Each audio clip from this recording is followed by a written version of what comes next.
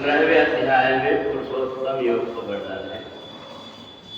न तद्भास्यते सूर्यो न शशांको न पावका यद् गत्वा न निवर्तन्ते तद्धाम परमम्।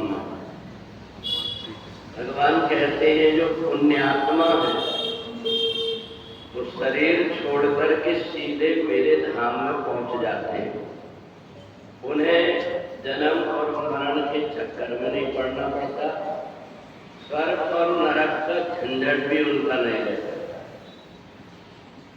परंतु हम परमात्मा के धाम की तरफ जाएंगे कैसे, यही हमको तैयारी करना पड़ता है। यदि हमने शरीर के द्वारा, मन के द्वारा और वाणी के द्वारा जो कुछ भी हमसे अपराध हुए हैं, उन अपराधों के लिए यही हमको प्रायश्चित करना पड़ता है। शरीर पवित्र हो जाता है सेवा करने से। जो व्यक्ति परमात्मा के धाम में सेवा कर लेता है, यज्ञ से भी बढ़कर के उसको पुण्य प्राप्त हो जाता है और अपने शरीर के द्वारा स्वच्छता से रह करके परमात्मा का काम करते हुए, परमात्मा की सेवा करते हुए ये शरीर पवित्र हो जाता है। मन से हम किसी के प्रति बुरी धारणा ना रखें, किसी भी प्रकार से किसी को सताए ना, इससे हमारा मन पवित्र हो जाता है। और हमारी जो वाणी, ये वाणी को पवित्र करने के लिए हम एक तो कोशिश करें सबसे मीठे बोलने की, और यदि जाने अनजाने में कोई गलती होती है तो मंत्रों के द्वारा मंत्र जाप करके और हम अपनी वाणी के दोष को मिटा पाते हैं। तो इसलिए 3 प्रकार के साधन हैं: मन, शरीर और वाणी।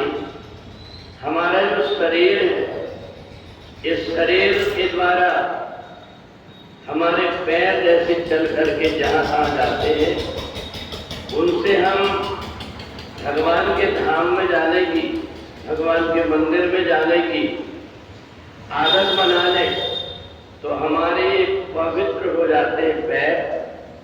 हाथ हमारे परमात्मा की सेवा में लग करके पवित्र हो जाते हैं। और इस प्रकार से जब हमारी तीनों चीजें पवित्र हो जाती है तो फिर जीवात्मा को इधर उधर भटकना नहीं पड़ता। हम परमात्मा की भक्ति करते हैं, ये अलग बात है कि हमारा जितना मन होता परमात्मा की भक्ति करे, परंतु हमारा आचरण, हमारा व्यवहार और हमारा परमात्मा से प्रेम ऐसा हो जाए कि परमात्मा को हमारी याद बनी रहे। हम परमात्मा का चिंतन करते हैं, हर कोई व्यक्ति चाहता है, परंतु परमात्मा जब हमारा चिंतन करने लगता है, परमात्मा को हमारी चिंता हो जाती है, तो समझ लेना चाहिए कि हमने मनुष्य शरीर प्राप्त करके और अपने लक्ष्य को प्राप्त कर लिए। और इसलिए हम कई बार कोई ऐसी गलती नहीं करना चाहते, परंतु वो हो जाती है। वो गलती इसलिए होती है कि पूर्व का हमारा कोई कर्म है, उसके कारण हमें नहीं चाहते, वो भी ऐसे कर्म में हम उलझ जाते हैं।